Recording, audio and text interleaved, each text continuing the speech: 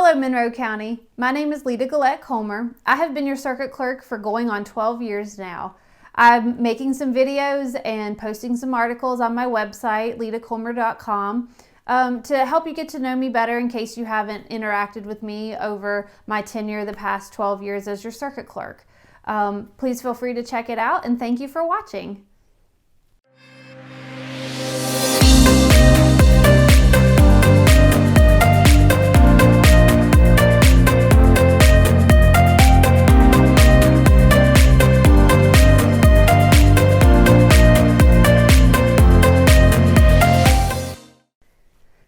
So here's the thing. You don't know that you need a knowledgeable circuit clerk until you need a knowledgeable circuit clerk. I spend day in, day out helping people who never dreamed that they would ever be in any sort of legal battle or legal issue, and yet here they are, smack in the middle of one. They have no idea where to turn, what to do, where to even start. They might be in a divorce situation, custody, maybe a domestic violence proceeding. Perhaps they're posting bond for a family member that's in jail.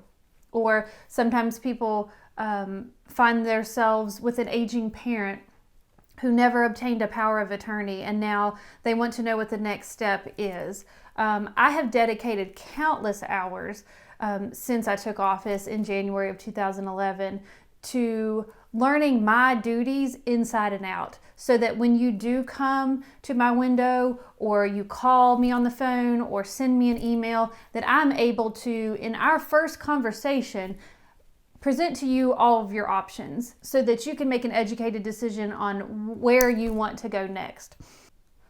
I also take the time to understand your situation. I often find that people come in thinking they need one thing, but upon digging a little deeper and taking the time to understand their situation, I can determine that they need actually another form or to go down another path. Even more importantly than knowing what people can do on their own, because there are a lot of things in the judicial system that you can do by yourself. It's just as important for a circuit clerk to know when to refer you to an attorney. So that is a little bit of a judgment call, but I've seen enough legal situations to know when your rights might better be represented by an attorney.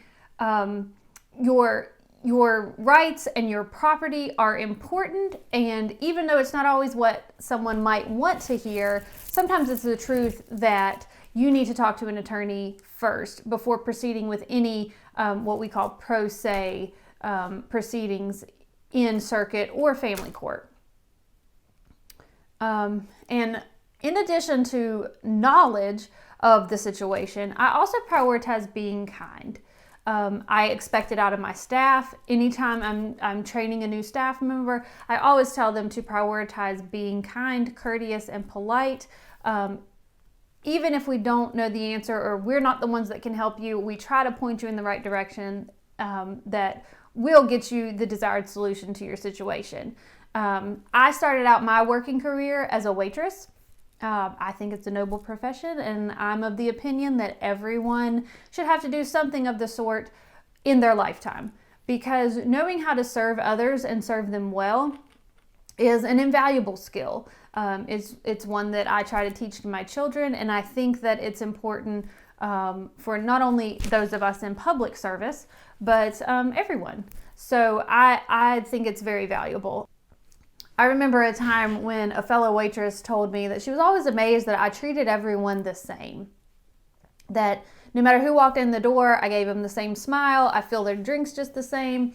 I waited on them and gave them the same service that I gave everyone else.